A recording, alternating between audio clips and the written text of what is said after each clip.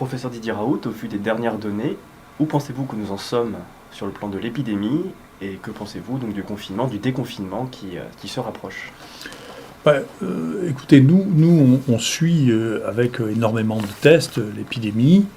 Et donc, vous voyez qu'on a eu un pic qui était à ce moment-là, et depuis, on a une décroissance continue. Et donc, cette courbe, c'est une courbe en cloche, ça s'appelle une courbe en cloche. C'est la courbe typique des épidémies. La plupart du temps, ça se passe comme ça. Donc, l'histoire de rebond, c'est une fantaisie qui a été inventée à partir de la grippe espagnole, qui d'ailleurs a commencé l'été. Donc, il n'y a rien à voir. Et donc, généralement, ça se passe en une seule courbe, qui est une courbe en globe de cette nature-là. Et donc, moi, on sait que j'ai une erreur de prédire, en particulier des modèles, mais cette manière de se construire est quelque chose qui est assez usuel pour les épidémies. Les épidémies ont disparu dans le temps, bien avant qu'on ait le moindre moyen de les contenir. Elles disparaissaient quand même. L'humanité est morte d'aucune épidémie. C'est comme ça. Les épidémies commencent, s'accélèrent, elles culminent. C'est le moment maximal de transmissibilité. Et elles diminuent et elles disparaissent et on ne sait pas pourquoi. De la même manière qu'on ne sait pas pourquoi quand nous, on suit depuis très longtemps les gens qui font un pèlerinage à la Mecque, qui reviennent à Marseille. Certains reviennent avec le virus de la grippe parce qu'ils ont rencontré des gens pendant la période pendant laquelle c'était épidémique. Mais comme c'est en été, il n'y a pas de cas secondaires parce que la grippe n'est pas transmissible ici en été. Je ne sais pas pourquoi, personne ne le sait. C'est ni la chaleur parce qu'il y en a en Afrique, ni l'humidité parce qu'il y en a en Afrique. Et donc c'est des phénomènes d'écosystème. Dans notre écosystème, nous, de pays tempérés, il n'y a pas de grippe pendant l'été, en tout cas de la grippe ordinaire. En revanche, il y a eu de la grippe espagnole, il y a eu H1N1, il y a eu la grippe de Hong Kong qui sont développées pendant l'été. Donc c'est un cycle général, habituel, qu'on voit, qui se reproduit assez souvent. Ça ne veut pas dire que chaque fois il va se reproduire, mais pour cette maladie dont on ne savait pas du tout comment elle se comporterait, on voit qu'elle se comporte comme ça. Et donc il y a des gens qui sont une très bonne équipe de mathématiciens de Singapour, qui ont du coup fait une projection en disant, écoutez, si cette courbe se produit comme ça, essayons de voir si on retrouve la même courbe. Et donc ce qu'on voit, c'est que, eh bien, donc eux sont à Singapour, donc ils essaient de prévoir quand est-ce que ça va s'arrêter, et puis ça c'est le monde, et puis ça c'est les États-Unis. Et vous voyez que ça marche très bien pour l'Italie, l'Inde a commencé un peu en retard, et que la Turquie a une courbe tout à fait comme ça, l'Angleterre aussi, l'Allemagne aussi, qui a l'air d'approcher de la fin. La France aussi, vous voyez, a le même type de courbe, avec des pics qui sont dus plutôt à des artifices sur le nombre de cas, et donc qui ressemblent, nous, à notre courbe. Et donc, bien sûr, encore une fois, les prévisions sont à prendre avec précaution, mais les dates qui ont été fournies par le président ne sont pas extravagantes, dans le sens où cette étude prédit que 97% des cas auront eu lieu aux alentours du 7 mai et 99% aux alentours du 19 mai. Donc on est dans la marge effectivement, au moment où on devrait pouvoir faire du déconfinement et organiser, d'isoler seulement les gens positifs, sachant qu'il est vraisemblable qu'à ce moment-là, la transmissibilité du virus sera devenue beaucoup plus faible. Voilà, ça c'est des données réelles, encore une fois, c'est pas des fantasmes sur la maladie. Donc le rebond, je ne sais pas d'où ça sort. Ça, le fait qu'il faut 70% d'une population immunisée pour la contrôler non plus, c'est des chiffres entièrement virtuels. C'est pas comme ça que ça se passe. En revanche, ce que je vous donne là, c'est juste des données d'observation et des observations que vous pouvez avoir sur à peu près tous les épisodes épidémiques. C'est comme ça. Vous savez, ça existait du temps de la variole, du temps de la rougeole. Il y avait des épidémies, puis ça arrêtait. L'épidémie s'arrêtait. C'est comme ça pour des raisons qu'on connaît très mal. Peut-être que l'avenir nous permettra de mieux comprendre les relations entre l'écosystème et la transmissibilité des maladies infectieuses. Pouvez-vous nous faire le point quant au traitement proposé pour guérir les patients atteints par le coronavirus? Alors, ce qui est très important dans le traitement, et qu'on commence à comprendre, et on commence à comprendre pourquoi il y a des embranchements qui ont été choisis qui n'étaient pas raisonnables, c'est qu'il y a plusieurs phases dans la maladie. Maintenant, on la connaît bien, cette maladie. Surtout nous, il faut reconnaître que, là, vous savez, il y a quelques chiffres que l'on a là. Il y a 25 000 personnes qui sont venues se faire détecter ici, dont 16 000 qui étaient symptomatiques, 1000 personnels hospitaliers. Les taux de positivité ont culminé jusqu'à 22%. Actuellement, on voit bien que ça diminue parce qu'il n'y a plus que 5-6% de positifs. On a fait maintenant plus de 6000 sérologies. Je vais vous en donner les résultats qui expliqueront pour ce qu'on pense pour les patients. On a testé aussi les personnels exposés. On n'a que 3% de personnes qui étaient exposées ici à l'IHU qui ont des anticorps. Donc la protection et les mesures qui ont été prises ici pour ne pas être contaminés sont très bonnes parce que c'est l'équivalent de ce qui se passe dans la population générale. Donc les gens qui ont travaillé ici avec nous n'ont pas été plus exposés. On a suivi à peu près 4000 patients ici infectés, c'est ce qui en fait encore une fois une des plus grosses séries mondiales, ou peut-être la plus grosse. 3300 ont été suivis en hôpital de jour et 630 ont été hospitalisés. Avec ça, Bernard Scola fait un travail exceptionnel pour isoler le maximum de virus. Donc il a ensemencé 4000 prélèvements pour isoler les virus. Il y a déjà 1500 souches qui sont établies, 1300 qui sont en cours de culture. Nos amis radiologues, le service du professeur Jacquier, s'est lancé d'une manière très très très rapide dans la pratique des scanners à basse dose qui sont meilleurs que les radios du thorax et qui n'ont pas l'irradiation des scanners traditionnels. Il y en a près de 2000 qui ont été réalisés. On trouve, c'était très important parce qu'on trouve des lésions pulmonaires chez des gens qui apparemment ne sont pas symptomatiques.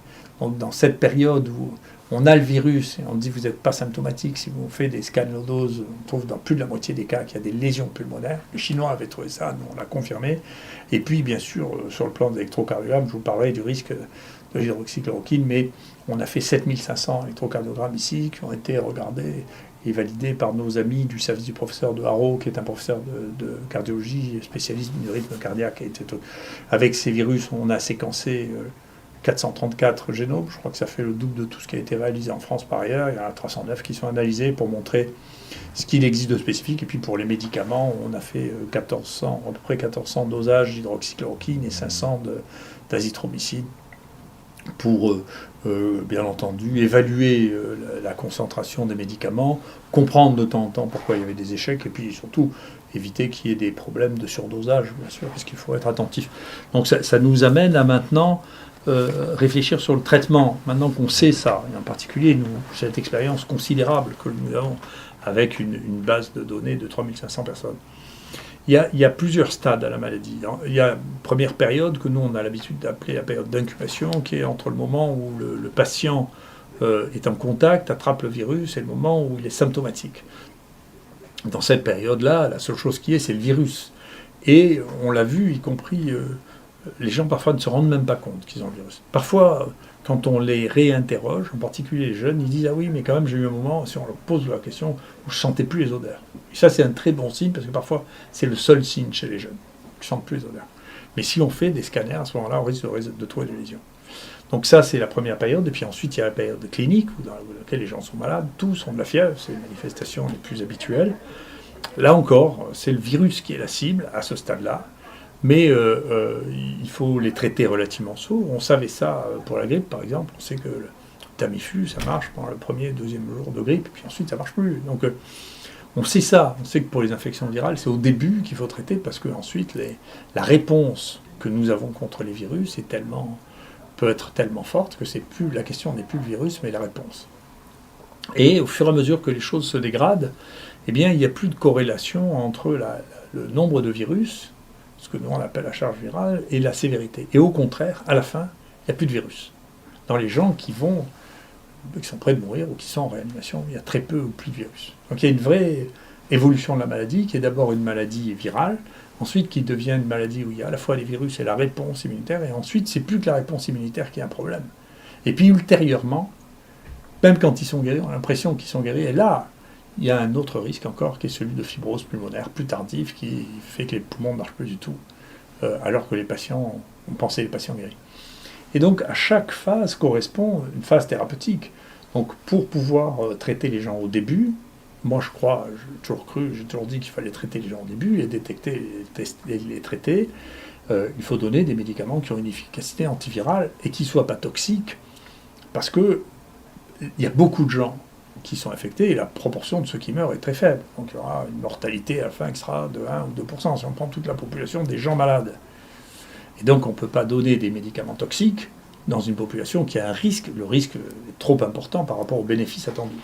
C'est une des raisons pour lesquelles, d'ailleurs, des médicaments comme le Remdesivir ne peuvent pas être prescrits pour ça, parce que leur toxicité est trop grande. On voit l'étude qui a très vite disparu du site de l'OMS, mais l'étude qui a été présentée dans le New England montre que la toxicité, ou les études qu'on connaissait, parce qu'il y a quand même eu des essais avec la Remdesivir contre Ebola, qui ne marchaient pas d'ailleurs, qui montraient bien la toxicité. Donc la toxicité fait qu'on ne peut pas donner ça à une maladie qui au début est bénigne.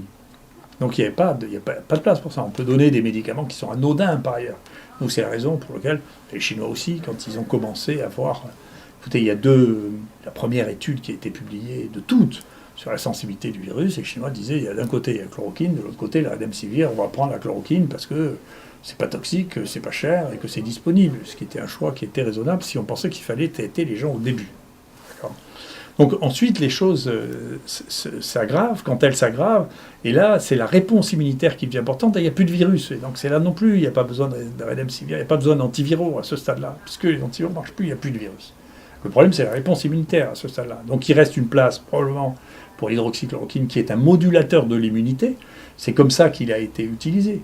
Donc pour revenir sur l'utilisation de l'hydroxychloroquine, la chloroquine, c'est des médicaments incroyablement utilisés. Je ne sais même pas comment les médias ont pu devenir fous autour de cette histoire. C'est une vraie folie déconnectée de la réalité. C'est des malades. Il suffisait de s'adresser à n'importe quel médecin pour savoir que le Plaquenil est anodin et qu'on donne ça aux gens.